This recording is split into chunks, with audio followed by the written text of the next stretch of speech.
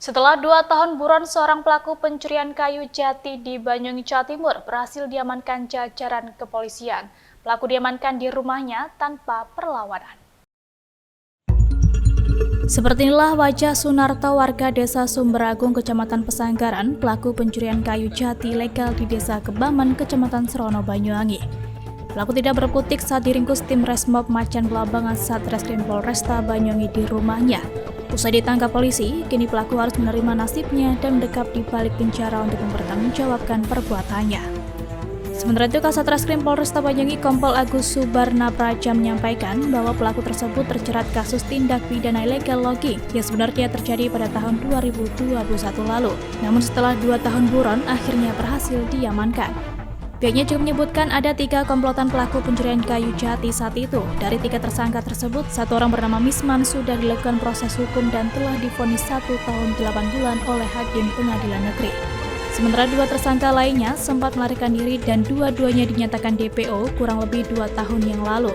Setelah 2 tahun buron, polisi akhirnya mendapatkan informasi terkait keberadaan salah satu pelaku, yakni Sunarto. Pihaknya menambahkan bahwa dalam perkara kasus ini masih ada 1 daftar pencarian orang atau DPO atas nama Bonari. Hingga kini polisi masih berusaha untuk mencari tempat persembunyian seorang tersangka tersebut.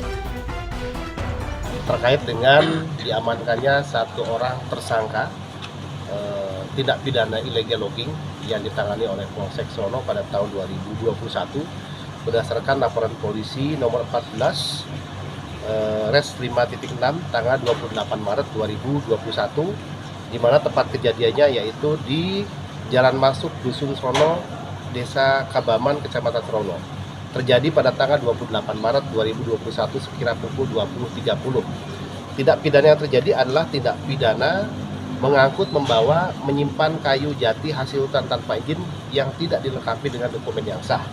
Yang dilakukan oleh 3 orang tersangka, di mana dari 3 orang tersangka ini 1 tersangka sudah dilakukan proses hukum dan sudah vonis, sementara 2 tersangka lainnya sempat melarikan diri dan dua-duanya sudah dinyatakan DPO kurang lebih dari 2 tahun yang lalu. Sehingga kemudian berdasarkan DPO dari Polsek Serono tersebut yang ditembuskan ke Satreskrim Polresta Banyuwangi pada hari Kamis dini hari atau Jumat dini hari, kita mendapatkan informasi terkait keberadaan salah satu tersangka inisial S, warga Desa Sumberagung, Kecamatan Pesanggaran. Sehingga kemudian setelah kita tindak lanjuti, tim gabungan berhasil melakukan penangkapan terhadap tersangka dan kemudian diamankan untuk dilakukan proses hukum lebih lanjut. Agus menegaskan pihaknya akan terus berupaya melakukan penegakan hukum secara preventif, dikarenakan maraknya kerusakan alam yang membuat Kabupaten Banyuwangi dikepung bencana banjir. Dari Banyuwangi, Jawa Timur, Muhammad Hasbi, National TV melaporkan.